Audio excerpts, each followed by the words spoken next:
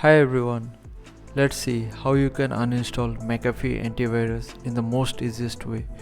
To get started, simply download this tool. I'll give the link in the video description and run it as administrator. Now wait for the program to load. Click on next. Click on agree and click on next again. From here, type the characters you see in the screen. Click on next and now simply wait for the uninstallation process to finish. In my case, it took around 15 minutes to complete the uninstallation process. So just sit back and relax and wait for the uninstallation process to complete.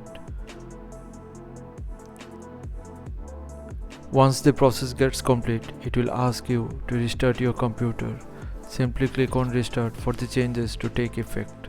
So thanks for watching. Please feel free to subscribe and support the channel if you found the video helpful. Thank you.